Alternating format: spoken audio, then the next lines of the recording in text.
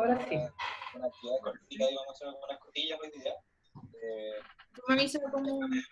Ya, empieza nomás. Grabando, ya. Por favor, después me lo envían al correo para yo poderla subir a la plataforma, ¿sí? Ya. Yo también voy a grabar, pero no le garantizo. Recuerden que a veces la computadora me saca. Pero ustedes se quedan ahí y me esperan que yo regrese. Tengo un problema y ahora no tengo cómo mandar a quién o traer a quién a arreglarlo. Así no. Aquí hay un muchacho que está pidiendo que lo agreguen al grupo, por favor. 2. Uno se llama Gonzalo. En el chat están dando sus números, por favor. Es tanto, comentarles que, como les decía en el otro grupo, Ahora conectado con la... está programado para hoy. Conectado aquí con mi compromiso fue subir esta información al aula. El compromiso del grupo fue revisar ese material, de que ustedes en el fondo... Bueno, vamos a empezar nosotros. Si alguien está en otra clase, pues yo voy a empezar por la mía. Bueno, vamos a empezar.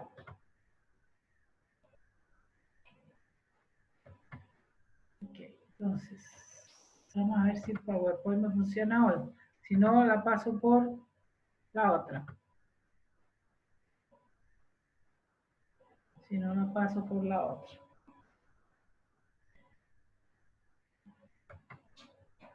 Ok, aquí está. Está trabajando. Okay.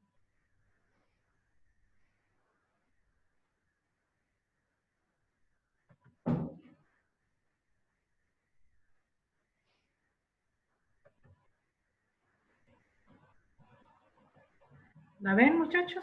Sí, ¿no? Sí, profe, sí se ve. Ya, ¿sí se ve? Sí, profe, sí se ve. Ya, ya. Entonces vamos a empezar con la segunda semana de clases, donde vamos a hablar de población y muestra. Hoy día sí vamos a ir más en profundidad sobre lo que es esta población y muestra, y vamos a calcular algunos tipos de muestras. Bueno, vamos a ver. Primero, lo primero que uno usa aquí es el muestreo aleatorio y muestreo de juicio. Básicamente son dos métodos los que se usan, ¿sí?, para seleccionar una muestra. Quiero que recuerden siempre que la muestra es muy importante porque voy a sacar información de la población, ¿sí? Cada elemento de una población tiene una misma posibilidad de ser seleccionada, esa es la aleatoria. Cuando yo busco, y cualquiera puede ser seleccionado, para integrar una muestra puede ser un método aleatorio. Este método, como ven abajo en el dibujo aquí, yo aquí puedo rayar, ¿sí? Como ven aquí en el dibujo, cualquiera puede ser seleccionado de la muestra. Puede ser el número 2, el número 5, el número 8, el número 10, que está aquí, este está el número 10. Cualquiera puede ser seleccionado en la muestra. Eso es aleatorio, ¿sí? Y si los elementos tienen diferentes posibilidades de ser elegidos, el método no es aleatorio. Hay muestras que se eligen en función de las necesidades que tenga el investigador, porque el investigador es el que define qué necesita. Pero lo más, vamos a decirlo así, verdadero, verídico, o lo mejor que se puede hacer siempre es que sea aleatorio, que cualquiera sea seleccionado. Lo que pasa es que hay que saber bien las características que tiene la población. Por lo general uno sabe la definición de la población o cómo tiene que ser la población. Entonces la muestra es aleatoria. Cualquiera puede ser elegido. Entonces, hay un muestreo aleatorio simple, que es el que vamos a aprender a calcular. Simple, ¿por qué? Porque cada sujeto recibe un número o se le asigna un número, o el investigador le asigna un número a lo que va a la población, a la muestra que necesita, y luego por medio de algún sistema, puede ser al azar, puede ser un sistema de una bolsita que saquen un numerito, bueno, un dispositivo electrónico que te elija, bueno, ese, supongamos que sale una bolita con el número 13, ya, eso fue al azar, Se eligen los sujetos que van a ser elegidos y cualquiera puede salir, cualquier número, es como la lotería.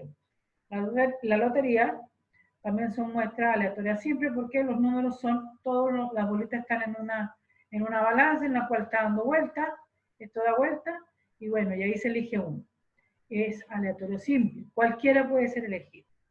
Pero tú tienes que asignarle números, 1, 2, 3, 4, 5, 6, 7, 8, etc. Y vas a elegir de estos 12 personas solamente 4 personas.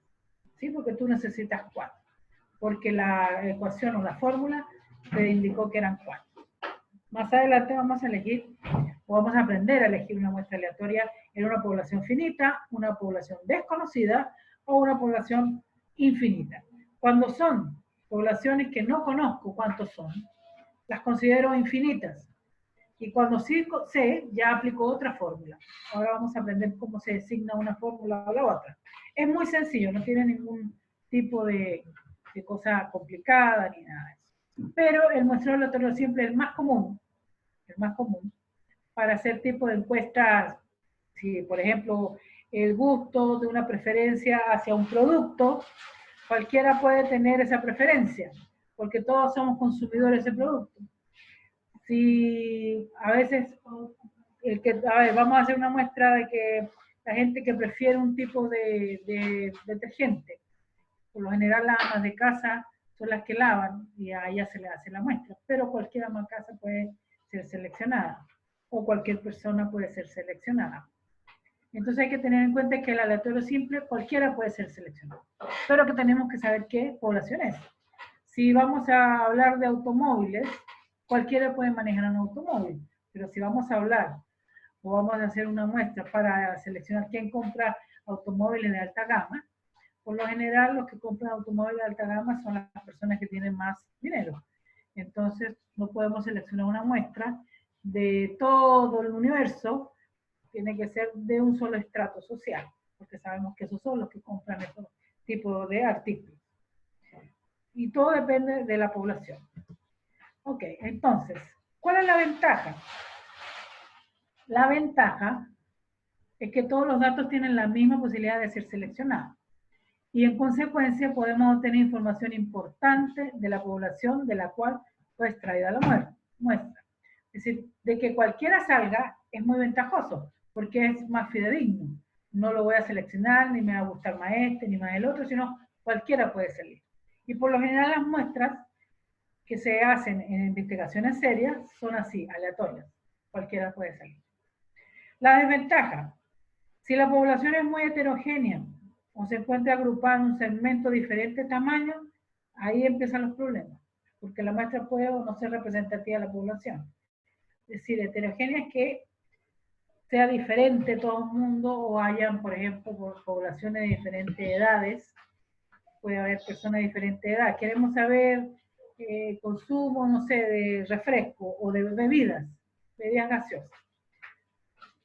Pues hay gente, a los niños les gusta más que a los adultos la bebida gaseosa. Entonces, si la población tiene muchos tipos de edades, quizás no todos tengan los mismos gustos. Entonces, es muy heterogénea. Hay que buscar que sea la población lo más plana que sea, lo más parecida a todas. ¿Ok? Entonces, seguimos por acá.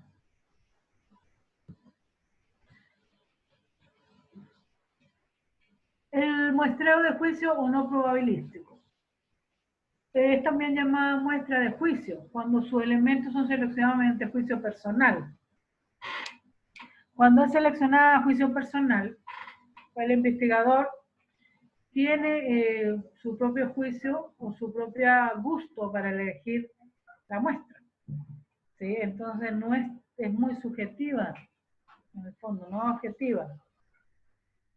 El investigador selecciona los elementos de la muestra, usualmente es un experto mediante lo que se vaya a dar, es decir, el investigador y su experiencia designa cuáles son los elementos formados parte de la muestra. El investigador puede ser muy experto, pues, pero puede pasar algo que le falte o algo que no tome en cuenta o súper tome en cuenta o lo considere demasiado siendo que no es representativo.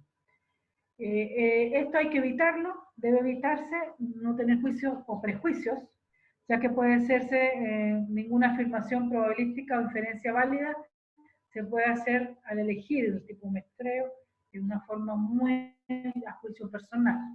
Sí se hace porque hay necesidades, sí se hace, pero no es tan valedero como que sea aleatorio, que salga cualquiera. ¿Sí? Seguimos. También tenemos muestras únicas y muestras múltiples. ¿Sí? En el muestreo a estudios múltiples se subdivide la población, es decir, si es un muestreo de muchas muestras, se subdivide. Pásamelo a mí. Aquí lo voy a silenciarlo a todos porque estoy escuchando un ruido por ahí. Entonces, cuando tengo este muestreo, se subdivide en varias poblaciones, en varios niveles ordenados, que se extraen sucesivamente por medio de un procedimiento de embudo. ¿Sí? El muestreo se desarrolla en varias fases de extracciones sucesivas en cada nivel. Es decir, yo tengo varios niveles, yo necesito descartar, ya, un momento, me salí. Necesito descartar lo que vaya a elegirse. ¿Sí? Por lo general, este embudo, yo selecciono qué es lo que necesito. Y aquí puede ser que entre muchos, pero solamente pocos van a poder pasar por mi filtro. ¿Sí?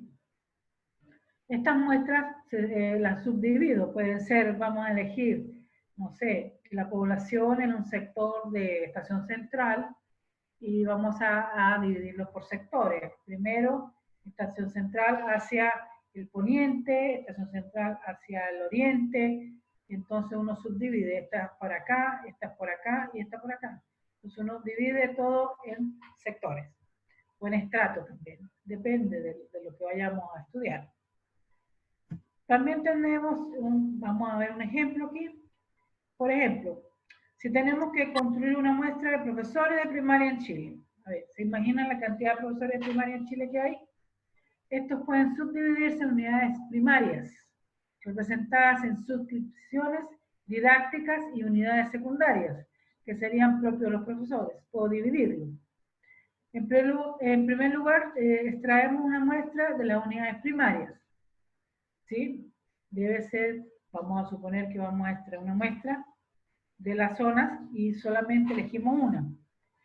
¿Sí? En segundo lugar, extraemos aleatoriamente una muestra de las unidades secundarias. Una de las primarias seleccionamos a la primera extracción. Podemos decir, vamos a ver, de las comunas, vamos a elegir de las comunas de Santiago, porque estamos hablando de todo Chile, o vamos a elegir de las comunas que hay en Valparaíso, por ejemplo, o la quinta región. ¿Sí? Y ahí vamos a extraer la muestra, porque no podemos hacer el estudio a todos los profesores de primaria de Chile, tenemos que extraer muestras específicas. Esto se hace referente a la necesidad del investigador. Puede ser que tengamos que adaptarnos a la realidad, ¿sí? Y puede ser que también se suponga que hay ciertas condiciones que me hace característica esa población, ¿sí? También podemos hacer un estudio de los profesores de primaria en los cuales sean colegios que no hayan más de 200 estudiantes. En las zonas más alejadas de la capital o lugares más lejanos de la ciudad, en el campo, en Chiloé, por allá, hay escuelas que tienen 5 estudiantes, 20 estudiantes o 100 estudiantes. Son unidades muy pequeñas, pero son escuelas que se mantienen. Entonces podemos hacer un estudio respecto a una población pequeña. Depende de la necesidad del investigador, pero sí se hacen muestras de este estilo. También tenemos muestras independientes y muestras relacionadas. ¿Sí? Los contrastes permiten comprobar si hay diferencias entre las distribuciones de dos poblaciones a partir de dos muestras dependientes o relacionadas.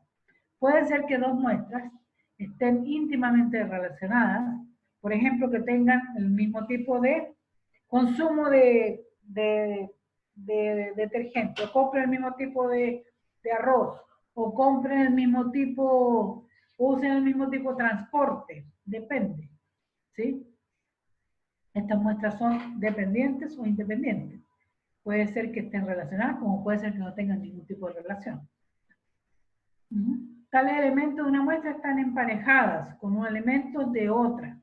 Esta forma que los componentes de cada pareja que parezcan entre sí lo más posible, se parezcan entre sí lo más posible, por lo que hace referencia a un conjunto de características que se consideran relevantes.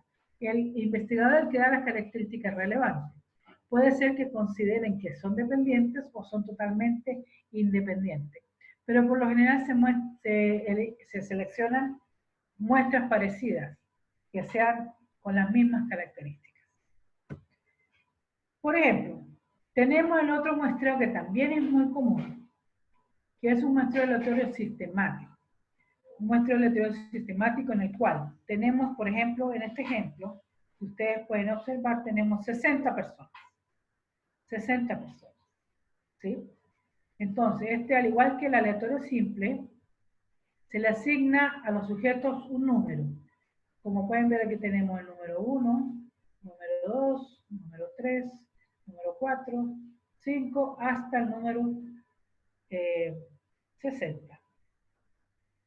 ¿Sí? Pero en lugar de elegir todos los números al azar, únicamente se elige uno al azar. En este será utilizado como punto de partida. Luego, el número elegido que se suma, el resultado es la división de la población entre el tamaño de la muestra. Por ejemplo, yo quiero elegir solamente a 12 personas. Voy a elegir a 12 personas de estas 60. ¿Cómo las elijo? Bueno, yo voy a tomar, si son 60, lo mismo que tengo acá, voy a elegir a 12. ¿Qué valor me da? 5. Y tomo de referencia, bueno, voy a partir con el número 2. Porque yo quiero partir con el número 2. Bueno, cuento. 1, 2, 3, 4 y 5. Entonces después elijo al número 7. Y después voy a elegir 5 más. 1, 2, 3, 4, 5. Después elijo el número 12. 1, 2, 3, 4, 5. Después el 17. Y ahí selecciono a las 12 personas que yo voy a elegir para mi muestra aleatoria sistemática.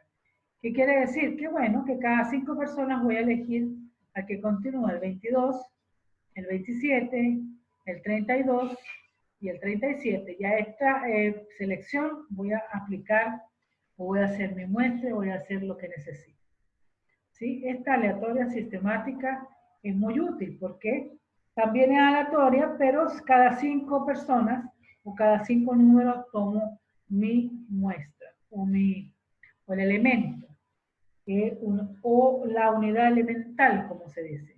Cuando yo tengo una sola se llama unidad elemental, porque es a quien le voy a tomar las características que necesito. Ese sería un muestreo aleatorio sistemático. ¿Sí? Sigo por acá. Después, muestreo aleatorio estratificado.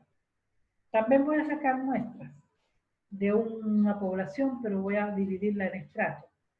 A diferencia del anterior, se toma en cuenta la muestra partiendo del sujeto, que toma los estratos.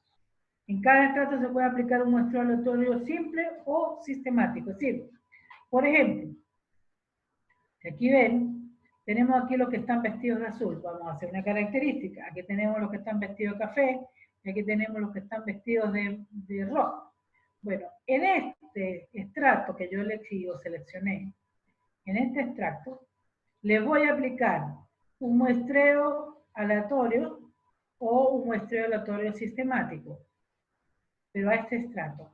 A este estrato también voy a hacer lo mismo, voy a aplicarle a este independientemente, a este también. Si aplico aleatorio sistemático, también aplico lo mismo aleatorio sistemático, ¿sí? Pero es estratificado, lo hago por estratos.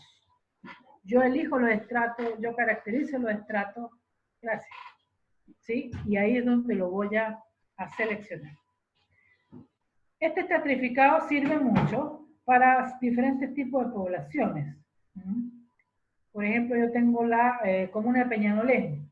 En la comuna de Peñalolén voy a dividirlos por sectores. Por ejemplo, cuando hacen en los, no sé si ustedes saben, los consultorios de atención primaria, ellos tienen el plano de Peñalolén y ellos dividen por estratos. Esto de acá, vamos a dividirlo en 6, este y este se van a ver al consultorio 1, y este se van a ver al consultorio 2. Entonces los dividen por estratos. Cada quien va a ir al consultorio referente que sea por su estrato. Y ahí le mantienen, ahí hacen todos los estudios de salud, mantienen adulto mayor, todas esas cosas, pero dividido por estrato. En este caso es lo mismo. Son características similares, pero los divididos por sectores. ¿Sí? Sigo. Acá hay otro ejemplo de nuestro estratificado. Por ejemplo, yo veo una población finita de tamaño N, que la tengo aquí. ¿Sí? Tenemos aquí N a la 1, estrato 2, N a la 2, y estrato L, N a la L. ¿Qué voy a hacer? Bueno, aquí tengo, por ejemplo, N personas. Las de café son N personas. Las de azul, otro sector que yo divido. Y acá las moradas. Las moradas también son N a la L. Después de este estrato, hago una aleatoria simple. Elijo los que necesito, según la muestra que me arroje la fórmula. Aquí también lo mismo. Si hago aleatoria simple aquí, también la aplico aquí, o también la aplico acá. Depende de los estratos. Este es el estrato 1, que pueden haber N estratos, porque como ven aquí, N1, N2 y hasta N3, N4, van a haber muchos estratos. Entonces a cada uno le voy a hacer una muestra aleatoria estratificada, en los cuales vamos a sumar los N que vamos a elegir en esta parte. ¿Sí? Lo N de la muestra, y este es de lo N de la población, recuerden, esto es de la población, y este es de la muestra. ¿Sí? Para que se recuerden. Siempre en este tipo de estudio, uno tiene que saber cómo los va a dividir. Puede ser por el mapa, puede ser por edades, puede ser por raza, ¿sí? Puede ser por estrato social, depende. En animales también se hace. Puede ser, bueno, vamos a dividir las ganado, las vacas que han tenido becerros los últimos 2 años, las vacas que no, o los toros que han dado cierto tipo de carne, etcétera, depende del estudio que estemos haciendo. Sigo por acá. A ver, vamos a ver un muestreo estratificado proporcionado. Por ejemplo, cuando tenemos una población muy grande, y dividimos la población en estratos, es habitual que el tamaño de dicho estrato sea diferente. ¿Sí? Por ejemplo, si queremos estudiar el tanto por ciento de la población que fuma en México, ¿por qué elegí México?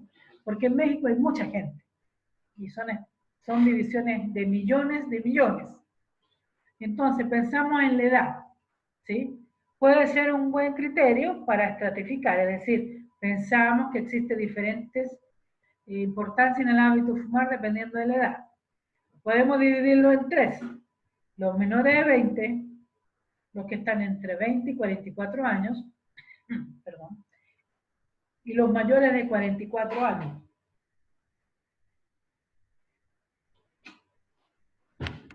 Es de esperar que al dividir toda la población mexicana, que son muchos millones, en 3 estratos nos resulten grupos de igual tamaño. Vamos a ver.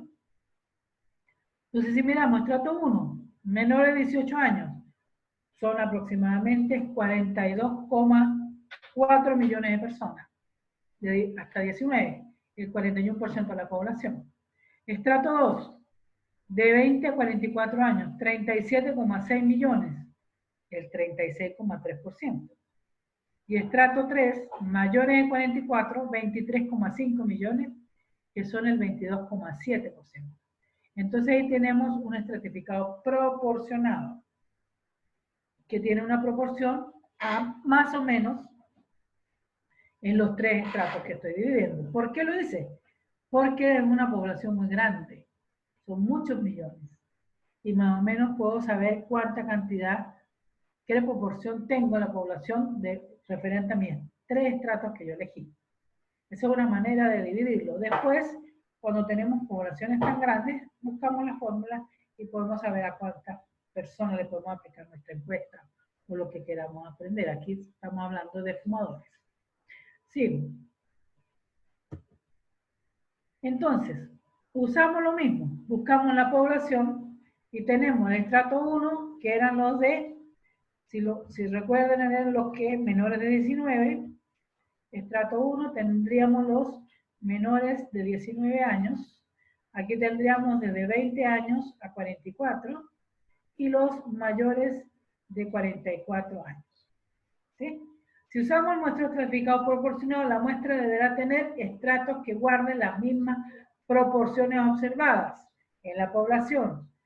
Si en este ejemplo queremos crear una muestra de 1000 individuos, los estratos tendrán que tener un tamaño como sigue. Claro, si tú sumas aquí y tienes que la población es 42 millones y representa el 41%, todos estos porcentajes tendríamos que sumar 100.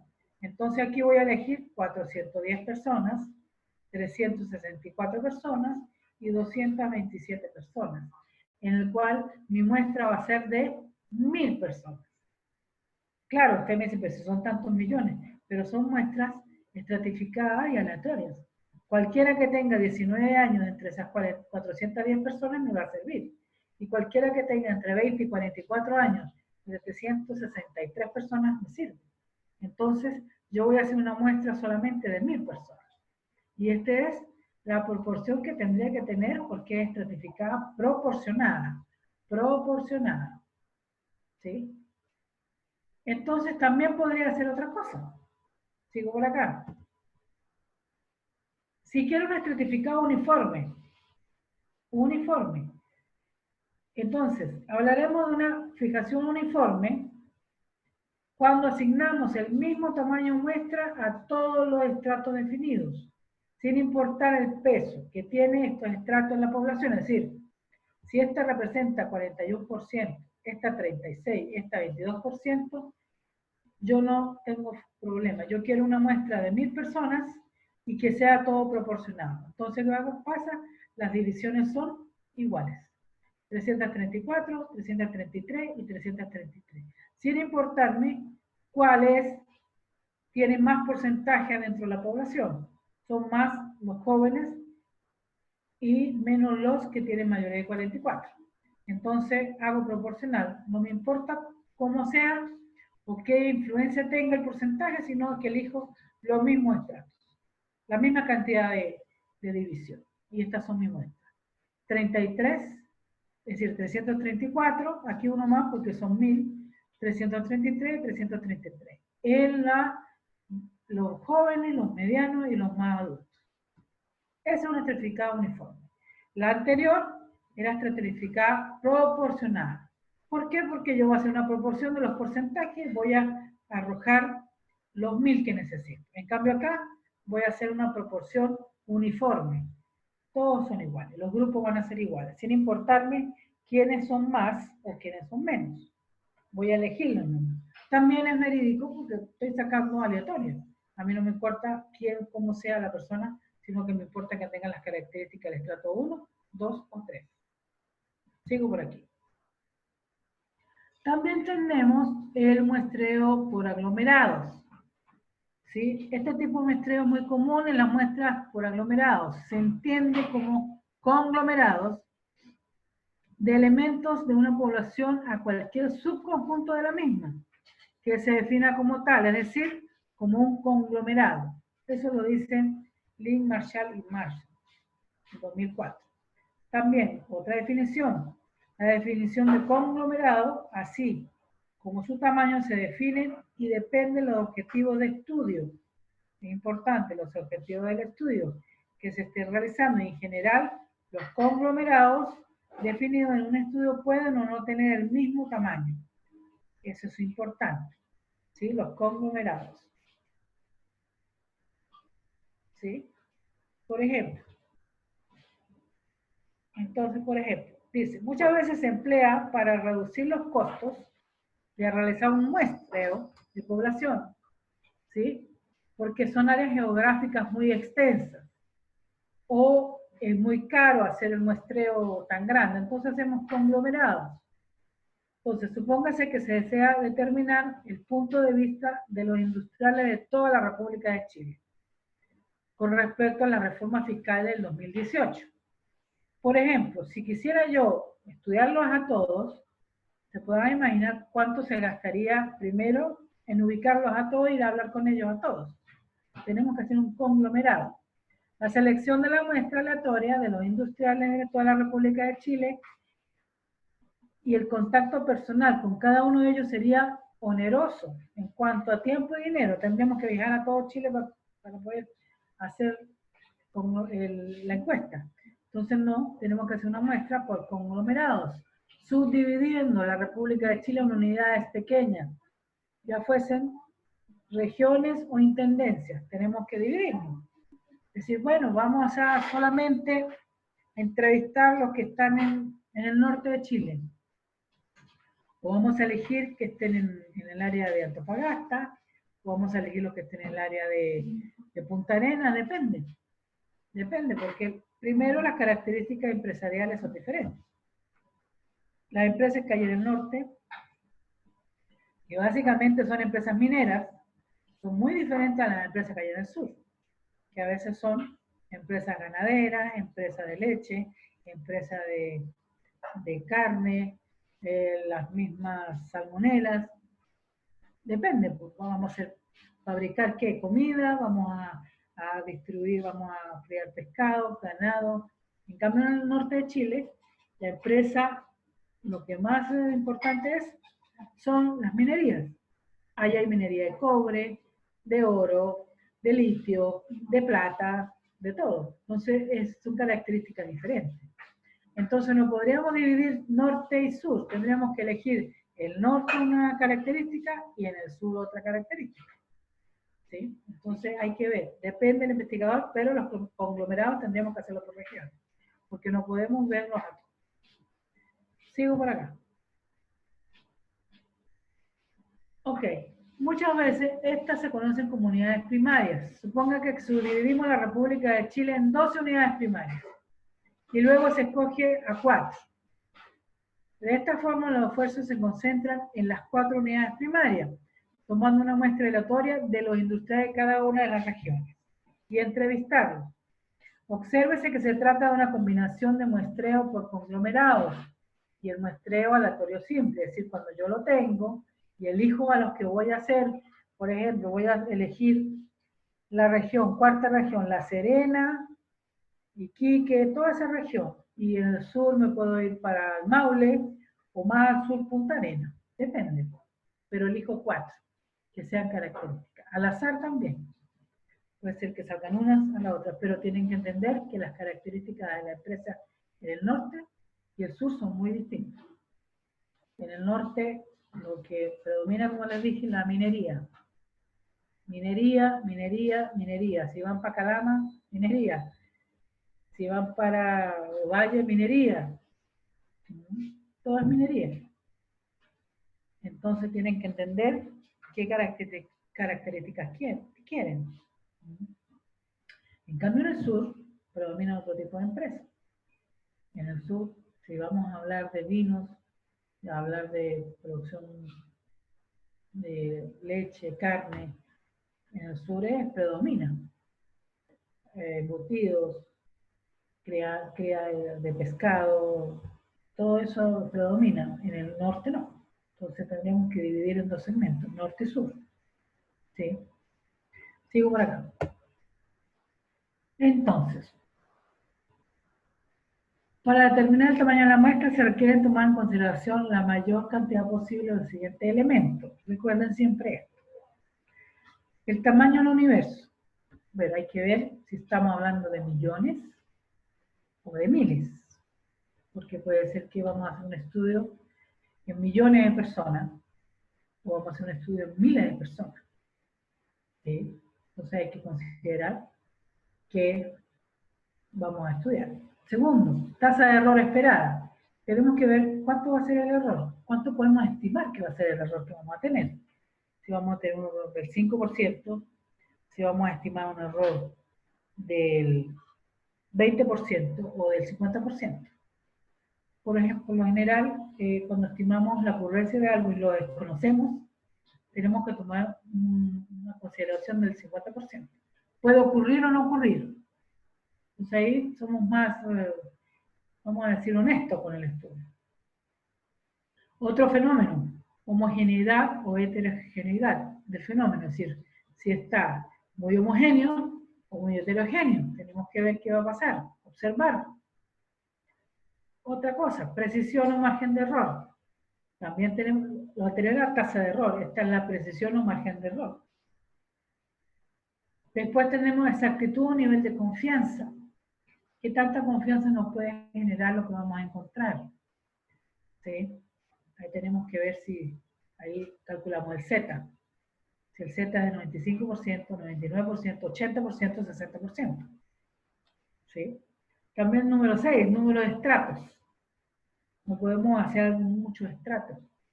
Porque si tengo 100.000 personas y quiero hacer 10.000 estratos, no me sirve. Tenemos que hacer algo más real. La etapa del muestreo también. Hay que ver la primera etapa, segunda etapa. Podemos hacer un muestreo, por ejemplo, lo que está pasando ahora. A ver, etapa de muestreo sobre la incidencia de infectados de coronavirus. Infectados, hospitalizados, recuperados. Esas cosas hay que ver en la etapa que vamos a hacer el muestreo. Los conglomerados de unidades. ¿Qué conglomerados van a ser? Las unidades que vamos a tener. Estado del marco muestral. También es importante. Efectividad de la muestra.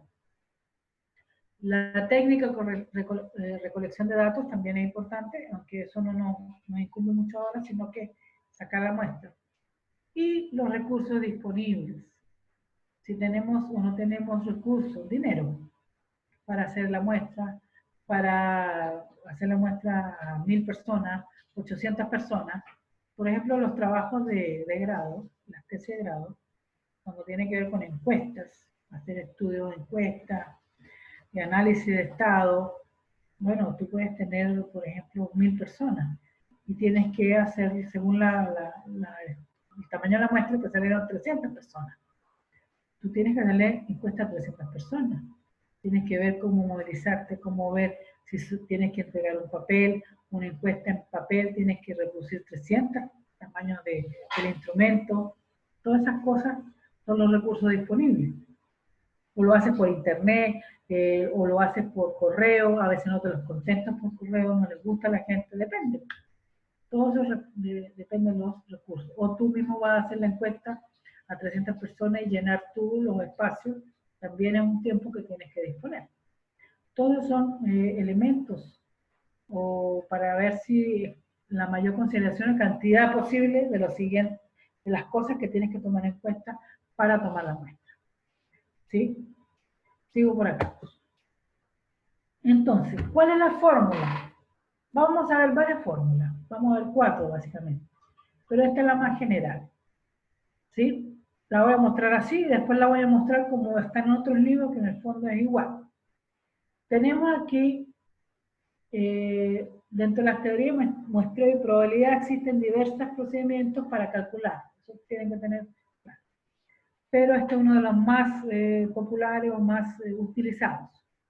Que tenemos aquí donde n es el tamaño de la muestra y aquí debo recalcar que se conoce la población. Población conocida. Población conocida. Si no la conozco, tengo que usar otra fórmula, pero esta población conocida. A ver, aquí, probabilidad de ocurrencia. Si tienen datos, porque puede ser que te digan, hay datos anteriores, si tienen datos, utilizamos datos de esa característica. Si no tienen datos, por lo general esto es 0,5 o 50%. Y como P menos 1 también es 50, esta sería 0,5 también. Si no tienen datos. Si tienen datos o estudios anteriores, buscan los estudios anteriores. El margen de error. Aquí también tienen que ver el margen de error. Bueno, si es 0,5, si es... Todo eso lo da la característica del problema. Y el nivel de confianza, que también tenemos que ver el valor de Z. El valor de Z lo buscamos en una tabla. Y lo vamos a ver ahora dónde está la tabla, los valores de Z, que siempre vamos a utilizar los mismos. Pero por lo general esta es la más característica. Esa es una manera de mostrarla. Ahora les voy a mostrar otra manera de mostrarla. Sigo por aquí. Entonces, por ejemplo, dice aquí, se requiere calcular el tamaño de muestra para el siguiente caso. Se busca una muestra para un universo de 3 millones. Supongamos que son 3 millones de personas. Para 3 millones. Se podrán imaginar que hacerle una encuesta a 3 millones de personas es imposible. Entonces vamos a calcular el tamaño de muestra. Por ejemplo, bueno, tenemos que N, esto es la población, que la conozco, y P, desconocemos la probabilidad de ocurrencia, por esta razón asumimos la mayor punto de incertidumbre, que es el 50%, que puede ser expresada como 0,5. Cuando desconocemos la probabilidad de ocurrencia, porque no hay estudios ni nada al respecto, lo voy a tomar como 0,5. ¿Sí? Y saber, este es N, este es P, y entonces Q la calculo como 1 menos P, pero P es igual a 0,5, entonces Q también es 0,5. ¿Sí? El margen de error lo puedo tomar como más o menos 5%. ¿Sí? Está expresado como probabilidad que queda como 0,05, porque es 5%.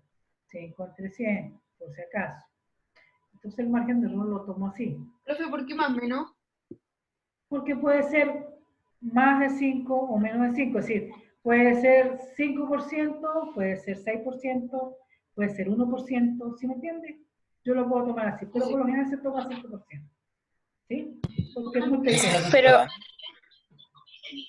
¿Sí? profe, pero siempre va a ser 0,05. Sí, siempre va a ser. Recuerda, si te dice el 6%, lo divides entre 100. Aquí el 5% lo divides entre 100. Ok.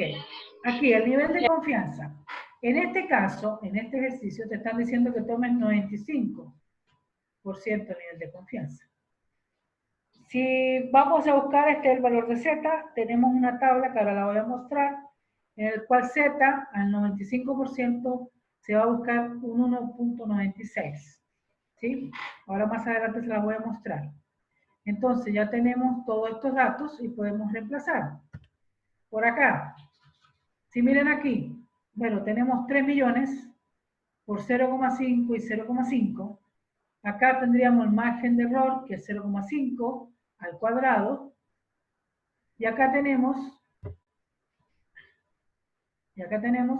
el Z al cuadrado y 3 millones menos 1 por P y Q. P y Q lo tenemos acá, 0,5 y 0,5.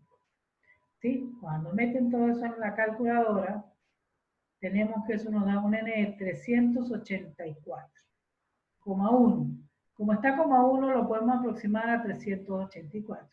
Como podrán ver, el tamaño de la muestra de 3 millones pasamos a 384, que es una cantidad que sí podemos tomar en cuenta.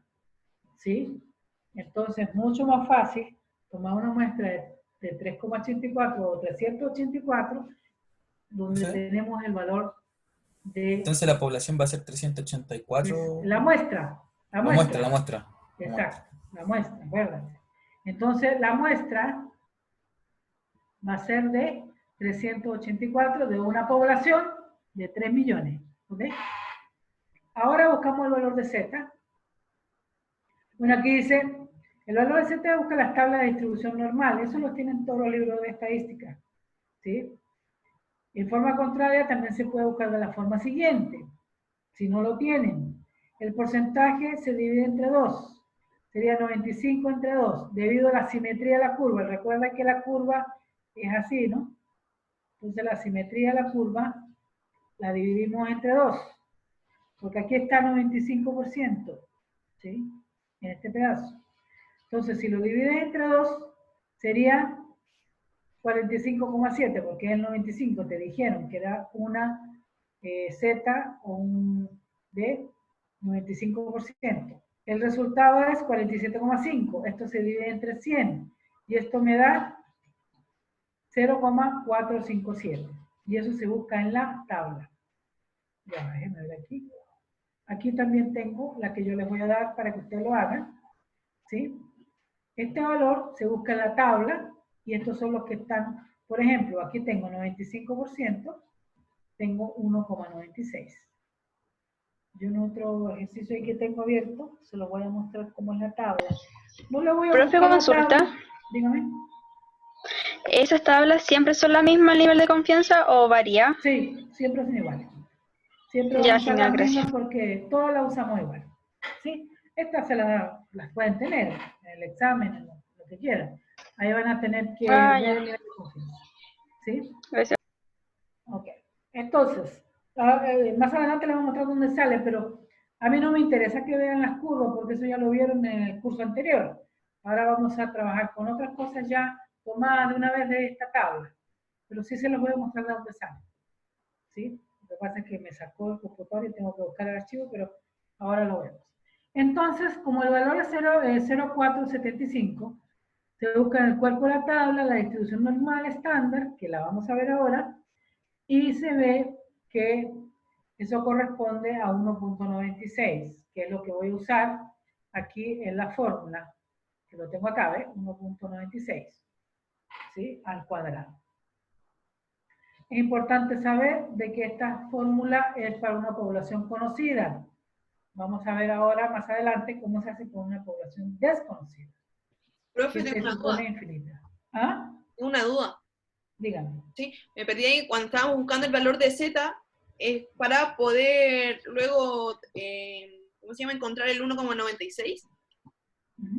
Ah, ya. Por eso se hace esto. Ya. Y ahora te lo muestro. Lo que pasa es que lo tengo en otra diapositiva. Básicamente, lo que te van a decir a ti es esto. 95% de una vez Z es 1,96. Esto lo estoy haciendo para que veas dónde va a salir. Claro. ¿Ok? Sí, sí. Ok. Bueno. Profe. Aquí está el glosario de los términos que necesito que aprendan. ¿Sí? Aleatorio. ¿Qué es aleatorio? ¿Qué es censo? ¿Qué es cuestionario? Desviación estándar. Esto lo tienen que aprender ustedes, lo tienen que saber. ¿Qué es aleatorio? Suceso incierto que tiene algún grado de inseguridad de ocurrencia.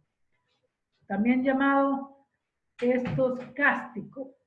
Esta palabra la usan poco, pero a veces algunos por ahí que se las quieren dar de muy estudiosos la usan. ¿Qué es un censo? Es el estudio que incluye a toda la población. Por eso en Chile cuando hacen censo, se dice el censo es cada 10 años. ¿Por qué? Porque van a estudiar toda la población. Claro, hay errores. El último censo creo que arrojó un error, que hay lugares donde no fueron, pero hay cosas que hay que tomar en cuenta que pueden suceder. Cuestionario, instrumento de recolección autoadministrable. Es decir, un cuestionario es cuando tú haces una encuesta, todas esas cosas, donde quieres recolectar información, haciendo preguntas. Desviación estándar, esto tienen que saberlo. Un raíz cuadrada, la suma de los cuadrados de desviación de cada uno de los valores que asume la variable relacionada a la media. ¿Sí? Cuando es una muestra, se llama S, y para una población es sigma. Ahora vamos a ver esa parte. Distribución normal estandarizada, entrevista, error sistemático, estadística. Todos estos términos tienen que saberlo. Recuerden que vamos a tener un control la otra semana. Y los controles son de cosas sencillas como estas. ¿Ok? Esta diapositiva, por supuesto, se la voy a poner en el portal. Muestra. El conjunto de n observaciones extraídas de una n grande, de una población. Muestreo a juicio. Muestreo aleatorio simple. Parámetros. ¿Qué es un parámetro? La medida que caracteriza a una población. Es un parámetro. ¿Sí? A ver, preguntas. Lo pueden escribir. ¿Qué es la teoría de muestreo? Recuerden que la otra semana hay un control, así que escriban las preguntas. ¿En qué situaciones es conveniente recurrir al muestreo? ¿Cuáles son los aportes de la teoría de muestreo? ¿Qué es un muestreo aleatorio simple? ¿Para qué se utiliza la teoría de muestreo? ¿Qué es un muestreo aleatorio sistemático? ¿Qué es un muestreo aleatorio estratificado? ¿Qué es un muestreo por aglomerados? ¿Qué es el nivel de confianza? ¿Qué es el error de muestreo? ¿Ok? ¿Estamos de acuerdo? Sí, profesora. Ya. Bueno, vamos a descansar 5 minutos. Sí, profe. Sí, seguimos Profe, una ahora, pregunta. ¿ok? Dígame. El que está ¿El grabando, para la control va a ser grabación. como más teórico o también? ¿Cómo?